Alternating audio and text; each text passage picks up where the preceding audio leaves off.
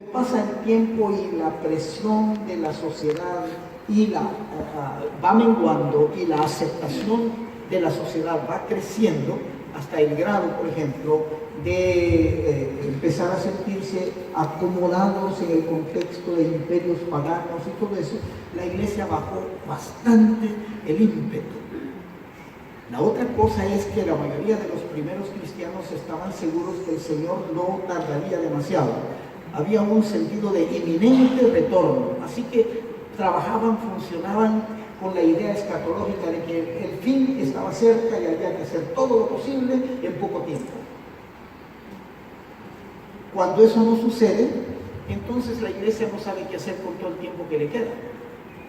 El apóstol Pablo o algún discípulo suyo escribe cartas como Primera, Segunda Timoteo y como Efesios, que son cartas de tercera generación de cristianos, y en ellas le hablan a la iglesia cómo deben comenzar a funcionar y a sostenerse en un mundo en el cual van a tener que vivir por mucho tiempo, porque la inminente venida de Jesús ya no es un asunto en el horizonte inmediato, pero sí en el horizonte escatológico, en la esperanza cristiana, esperanza bíblica de los cristianos, de que el Señor volverá. Todavía sigue siendo para nosotros. Pero en ese tiempo necesitaron el empuje de ciertos diálogos que les invitaran a reflexionar, reinventar, reacomodarse a las circunstancias que les presentaba ese nuevo escenario en la sociedad. Si una cosa es peligrosa para la iglesia, en términos de su real cometido en el mundo, es sentirse aceptados. La idea de que ya nos aceptaron nos mata todo el entusiasmo por esa lucha insistente con la vida. Yo soy hijo de un pastor que nos enseñó que ser cristiano es un asunto de no negociable y no hay punto de retorno. O sea eso, no sé eso. Esa era la idea de ellos. Así que mi papá, que era músico y tenía un coro en la iglesia y lo traía a la casa, era una esquina.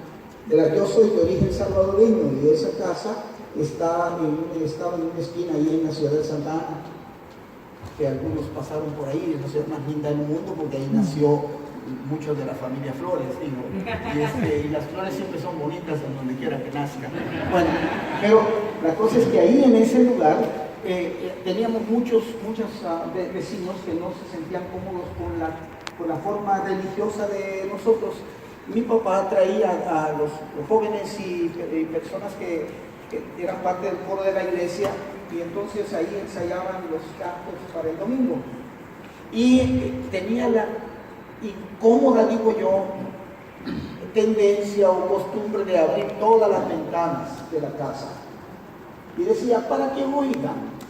El problema nuestro era que al día siguiente había que reparar todo, reponer todas las tejas del techo porque nos las quebraban a pedradas.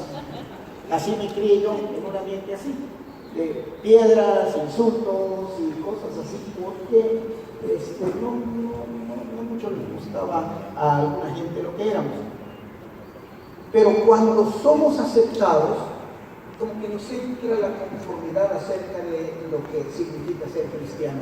Si algo, y lo voy a repetir, es peligroso cuando insistimos en que gracias a Dios ahora tenemos libertad religiosa. Porque sin darnos cuenta, la libertad religiosa nos mete en la religión civil y en todos los riesgos de la conexión con los sistemas no cristianos que se revisten de religiosidad formal y entonces entran en nuestro contexto. Yo no estoy diciendo que peleemos con la gente, lo que estoy diciendo es entender que la perspectiva es diferente cuando somos agredidos o tenemos oposición que cuando estamos aceptados y somos personas bien vistos en la sociedad o en la comunidad. Ahora, ¿nos portamos mal para que vuelvan a molestarnos o hacemos lo que el Señor quiere? Y entonces sí vamos a tener problemas. Uno decide. Ahora, ¿qué quiere decir eso con el tema que ustedes me han pedido compartir? que aunque no tenemos la misma oposición, fíjense ustedes, la guerra civil en Guatemala terminó en 1998, creo que se terminó de cerrar, se firmó en el 93, y en el 98 entraron en efecto los acuerdos. La primera etapa revolucionaria, luego la lucha contra los contras y los contras contra el sistema, y termina al fin, como terminan muchas cosas nuestras en América Central, sin haber realmente entendido por qué peleamos y sin haber entendido de qué terminamos, ¿verdad? Y ahí se queda eso en el aire, y cuando se queda en el aire, de pronto nos aparece en la psiquis a nosotros, de adentro de nosotros, la violencia que todavía no hemos resuelto. Y por eso somos agresivos a veces pequeños detalles que pasan nos exaltan, y a veces vemos enemistad en lo que podría ser sencillamente una animadversión temporal u ocasional, ese tipo de cosas. Cuando tenemos un mundo distinto ahora, en Honduras no hubo guerra, pero ahora hay mucha violencia con pandillas y todo eso. Aquí también, en Guatemala también, en lo que se llama la parte norte de Centroamérica. Eso nos dice que tenemos que aprender o retomar la tarea de saber leer la vida, de saber leer el mundo, de saber leer dónde estamos. A mí me gusta una frase de Jesús con la que quiero comenzar. Dice: entonces Jesús se dirigió a la multitud y dijo: cuando ustedes ven que se forman nubes en el occidente, dicen, viene lluvia. Y tienen razón. Cuando sopla viento del sur, dicen, hoy será un día de mucho calor. Y así sucede. Necios. En la Biblia, necio no es uno que no obedece, sino un orgulloso. Necios, orgullosos, arrogantes. Saben interpretar las señales del clima en la tierra y en los cielos, pero no saben interpretar los tiempos presentes.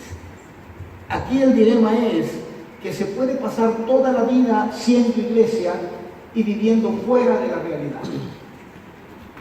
Y al vivir fuera de la realidad, perdemos la perspectiva que debe tener la iglesia cuando se entiende parte de un proyecto que la trasciende. La iglesia es trascendida por la misión de Dios.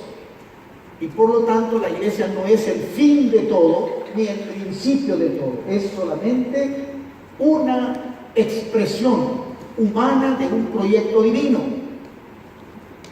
Y son llamados y comisionados y somos integrados al proyecto de Dios, llamado Reino de Dios, en función de misión, no en función de permanencia. Es decir, como la iglesia no es un fin, entonces, llegado a ser iglesia, ahí no termina la historia de la iglesia, apenas ahí comienza la tarea que le corresponde.